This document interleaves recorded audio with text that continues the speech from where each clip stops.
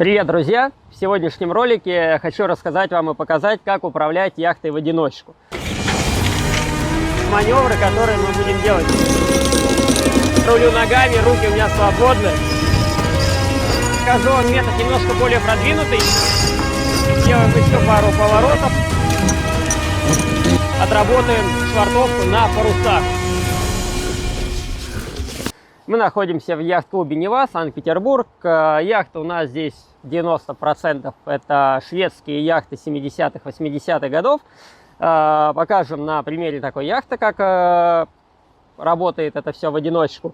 И потом в будущем снимем ролик в каком-нибудь чартере, как управлять современной большой яхтой, либо катамараном тоже в одиночку. В принципе, любой яхтой, ну, если мы не берем там какие-то многомачтовые суда или что-то такое, любой обычной стандартной яхтой или катамараном вполне можно управлять в одиночку при некоторой подготовке и некотором опыте. Два маленьких дисклеймера. Первое, то, что это не начальный уровень, то есть нигде в базовых курсах, в базовых экзаменах, будь то экзамен ГИМС, IVT, РВЕ и так далее, не требуется показывать навыки управления яхтой в одиночку. Вы управляете яхтой в команде. То есть для того, чтобы идти к управлению в одиночку, нужно пройти этап хождения в команде, матросом на разных позициях, дальше хождение капитаном с опытной командой, хождение капитаном с не очень опытной командой, хождение капитаном с малочисленной командой и так далее. Только потом, освоив и хорошо закрепив все эти этапы, можно переходить к управлению яхтой полностью в одиночку или с полностью неподготовленным экипажем.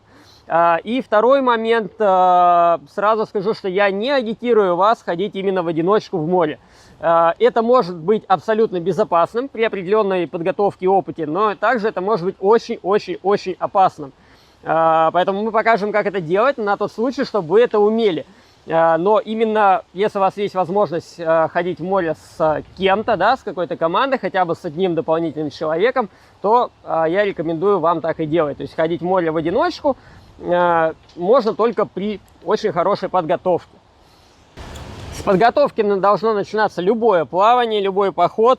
Первое, что мы всегда смотрим, прогноз погоды. В данном случае у нас дует около 20 узлов ветра на порывах, при основном ветре в районе 7-8 узлов, то есть что-то среднее мы можем ожидать, поэтому я заготовил один риф по гроту. То есть рифы мы всегда берем заранее, и вообще заранее стараемся сделать по максимуму все расчехлить, разобрать все веревки, то есть чтобы в море нам было меньше работы. Это в любом походе как бы важно, но когда мы идем в одиночку, это важно там вдвойне, втройне и так далее. Вот я, например, убрал кранцы по левому борту, потому что ветер у меня с левой стороны. Когда я буду отшвартовываться, яхту будет сдвигать справа. Я абсолютно уверен, что эти кранцы мне не понадобятся. Я их сразу убрал, чтобы уже сюда мне не ходить, у меня будет меньше работы. Естественно, продумываем тщательно план отхода. Значит, отходить мы будем на резервном двигателе. На этой яхте два двигателя. Основной это дизель морской, да, интегрированный, и резервная докатка подвесник. Поскольку многие яхты здесь у нас ходят именно на подвесниках, управлять с ним немножко сложнее, он стоит отдельно, то есть надо бегать за румпель туда-сюда. Поэтому для усложнения, чтобы показать, что это тоже работает, мы будем снимать на нем. То есть будем отходить и подходить на резервном двигателе. Но основной может быть включен, чтобы было побыстрее там где-то между делом выйти. Запускаем двигатель. Отлично. Теперь отдаем носовые швартовы.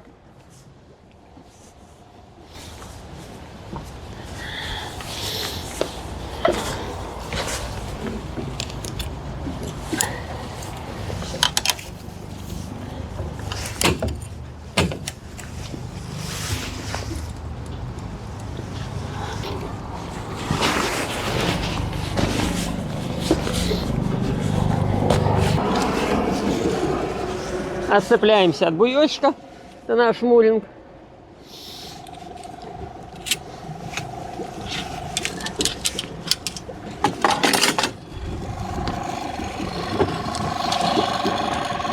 И даем задний ход.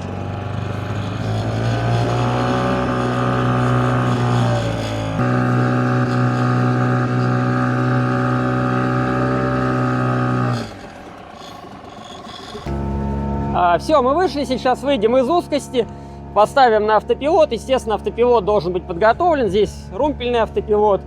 И на автопилоте я пойду убирать кранцы. Можно управлять и без автопилота, но это уже реально сложно и неудобно. Поэтому я бы не рекомендовал вам ходить в одиночку, точно если у вас нет автопилота.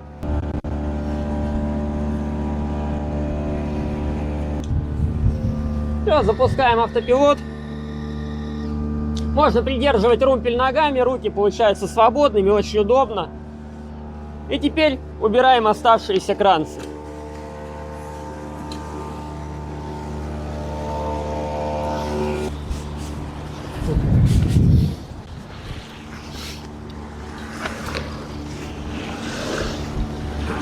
Перемещаться на яхте всегда нужно осторожно. Когда вы в одиночку, то втройне. Потому что если вы выпадете, как вы понимаете, никто за вами точно совершенно не вернется.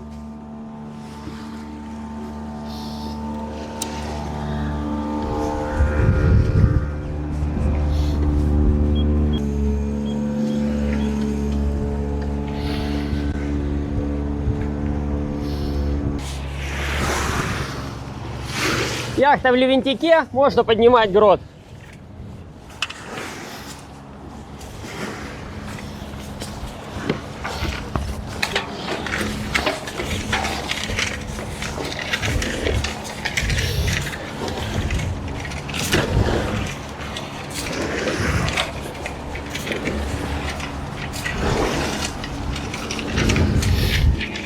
Никогда не забываем все аккуратно сложить.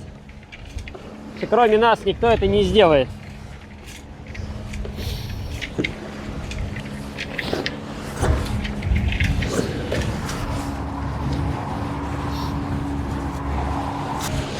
Готово.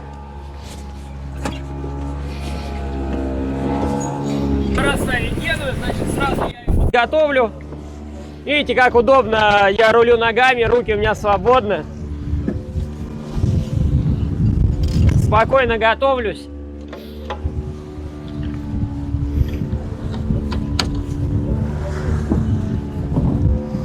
Ставим автопилот.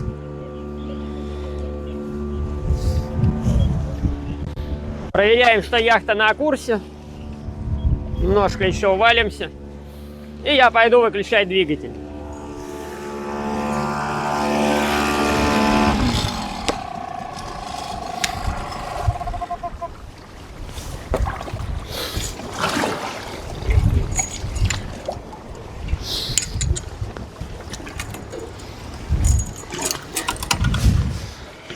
Отлично. Можно ставить геную.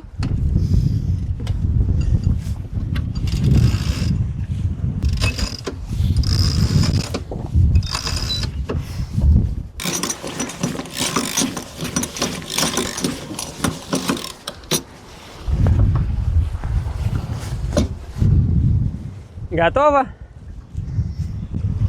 Давайте прибавим, еще немножко размотаем. Пойдем побыстрее.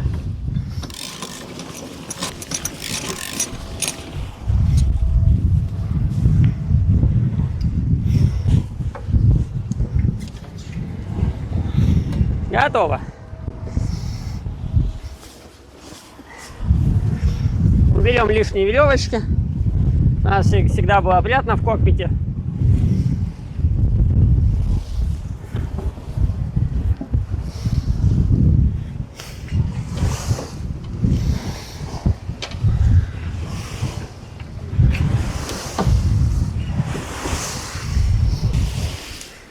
Все, идем на парусах, все отлично. И сейчас я вам покажу базовые маневры, которые мы будем делать. То есть это лавировка, повороты, верштаг и фордевинд. Соответственно, на автопилоте есть режим поворота, то есть он может сам управлять румпелем или штурвалом, штурвальная яхта, а мы работать просто с веревками. Но я вам покажу прям без автопилота. Значит, берем румпель вот так ногой, готовимся к повороту верштаг. Я сразу заряжаю лебедку.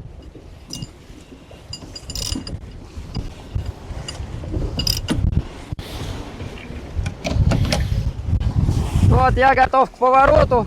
Прям ногой иду в поворот. Отпускаю, слегка придерживаю. Здесь забираем.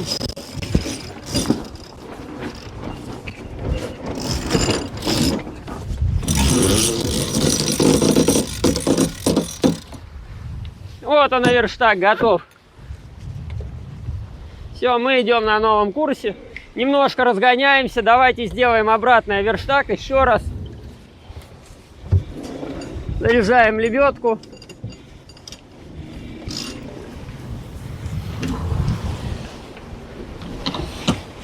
Готово. Пошли в поворот.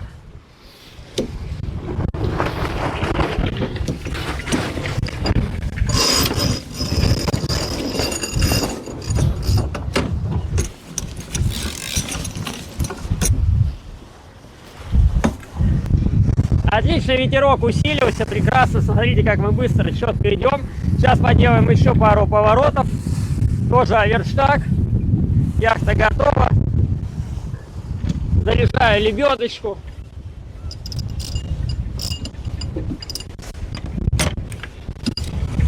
Пошел в поворот.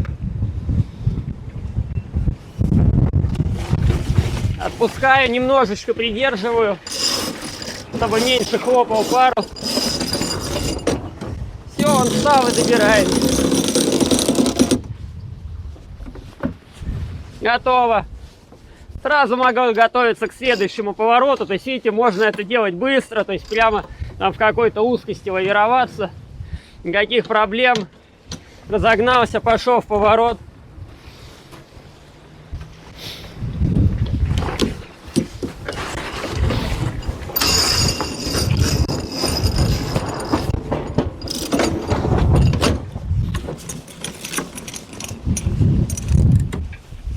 Вот так, отлично. Зафиксируем.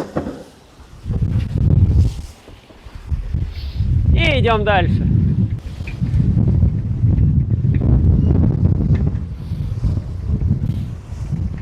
Теперь уваливаемся и поделаем повороты Ford Wind.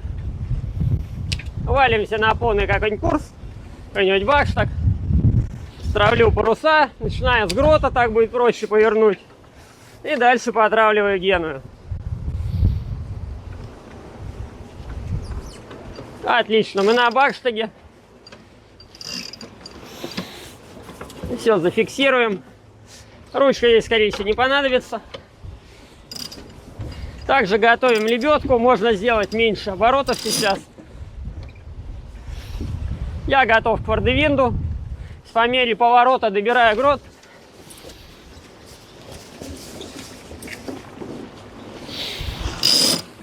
Подтягиваю слабину шкота. Идем в фордевинд. Парус переходит. И травим. Вот все, мы на новом курсе бакштаг.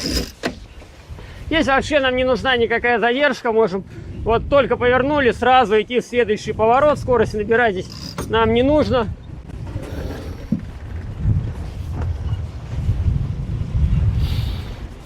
Сразу я иду в следующий поворот.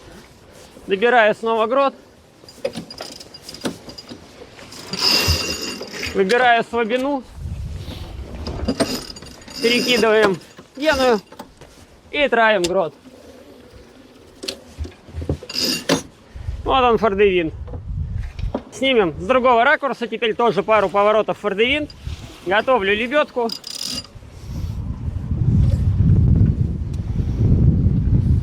Пошел поворот. Добираю грот.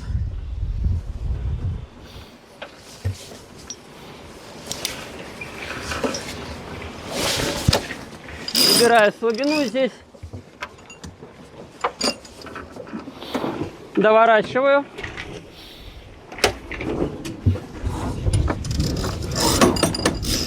Все, и травим грот.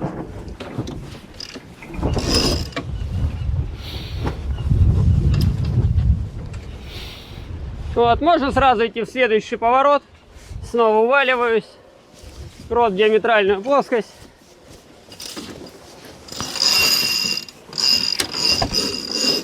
Перекидываем.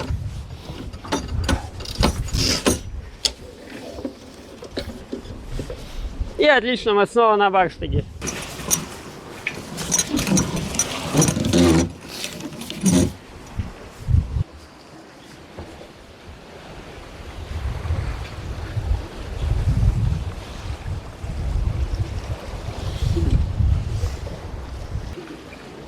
Мы возвращаемся, то есть теперь надо паруса каким-то образом убрать. Самый простой метод, как во всех учебниках, мы уваливаемся, закрываем генную гроту, сматываем ее, запускаем двигатель, ну и раньше запускаем двигатель, встаем в левентик, автопилот и убираем грот. Это очень просто, здесь особо показывать нечего. Точно так же мы делаем в команде, точно так же мы делаем в одиночку, просто на автопилоте. Сейчас я покажу вам метод немножко более продвинутый, и он может очень пригодиться на тот случай, если двигатель по каким-то причинам не запустился. Сейчас мы отработаем швартовку на парусах. Для того, чтобы убрать грот, не обязательно всю яхту ставить в левентик. Мы сейчас станем на острый курс и поставим в левентик именно сам грот. Смотрите, добираем паруса.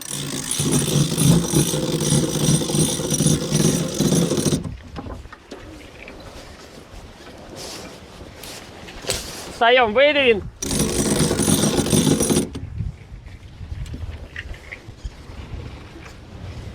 Отлично. Устанавливаем автопилот.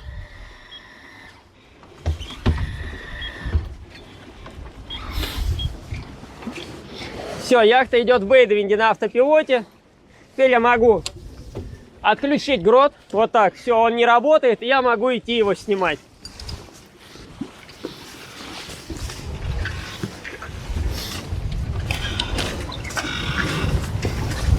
Не забываем про топинант.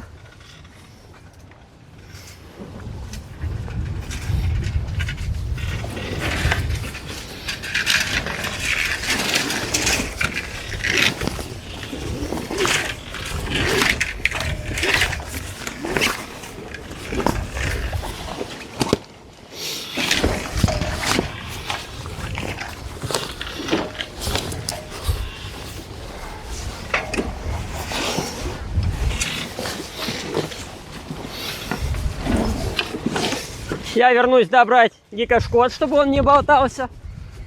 И после этого можно будет уложить его более аккуратно. Набрали.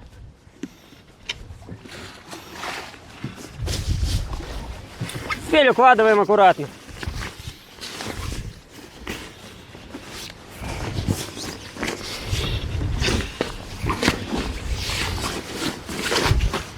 Готово. Подходим к берегу, здесь ветер ослабевает, поэтому можем вымотать целиком генную. Вот так вот. Пойдем быстрее. Прохожу под мостами. В этом месте лучше порулить самостоятельно, не доверять автопилоту узкости. И сразу за мостами я ставлю на автопилот и пойду отщелкивать кранцы, готовиться к швартовке. Ставлю на автопилот. Готово. И отщелкиваю кранцы. Ну, если они убраны, то, естественно, иду их и вешаю, привязываю.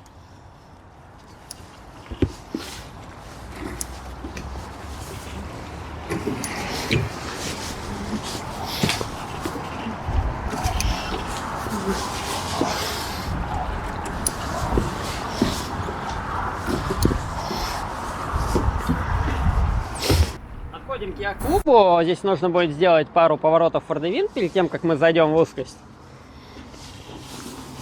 И можно немножко зарифить геную, для того, чтобы потом было проще ее сматывать в нужный момент.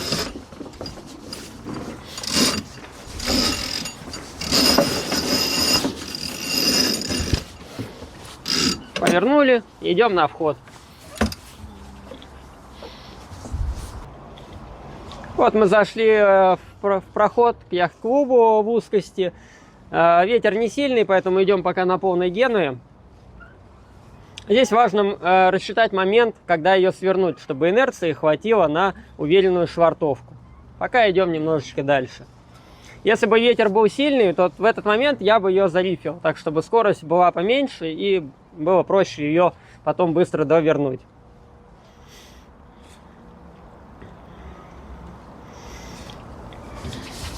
Можно ориентироваться на прибор. Я предпочитаю швартоваться, если я швартуюсь на инерции, чтобы скорость была от 1 до 1,5 узлов. 1-1,5 узла – это хорошая скорость, хорошая инерция для швартовки.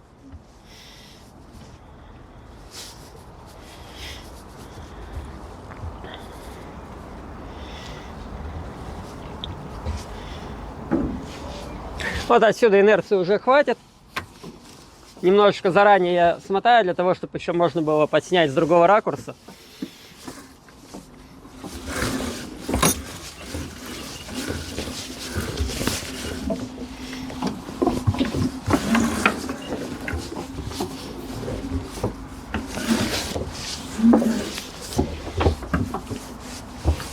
Готово. Можно быстренько успеть прибраться. Если ракурс менять не будем.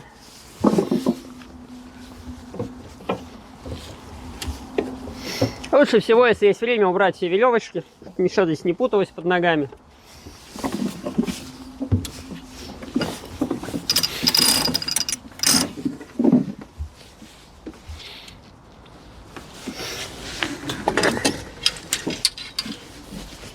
Готовим швартовый крюк. Я им зацеплюсь за буй, для того, чтобы зацепить корму. Если скорость большая, можно делать вот такие движения румпелем. То есть эти движения пера руля создают сопротивление в воде. И яхту мы можем таким образом несколько замедлить.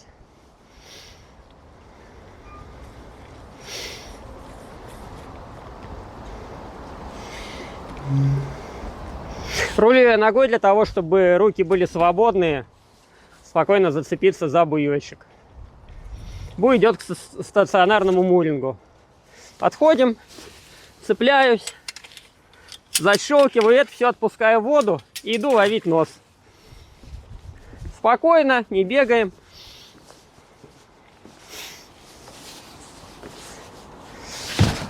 Схожу на причал. Цепляю носовые швартовы, начиная с наветренного.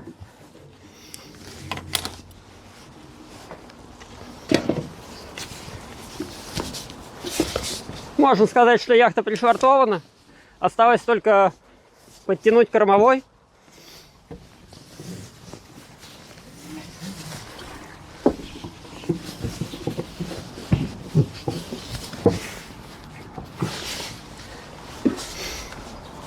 Вот и все. Яхта стоит. Вот так, как вы видели, ничего нет сверхъестественного в управлении в одиночку. Все делается вполне себе спокойно, просто нужно идти к этому постепенно. Поэтому первые разы, если вы хотите управлять в одиночку, берите с собой инструктора, тренера, наставника, который может вам в случае какой-то критической ситуации помочь или подсказать. И тренируйтесь, тренируйтесь, с опытом все это будет делаться очень легко и безопасно. Ну и не забывайте подписаться, потому что буду выпускать другие обучающие ролики, рассказывать разные методики и приемы от самых начальных до каких-то уже более продвинутых об управлении яхтами.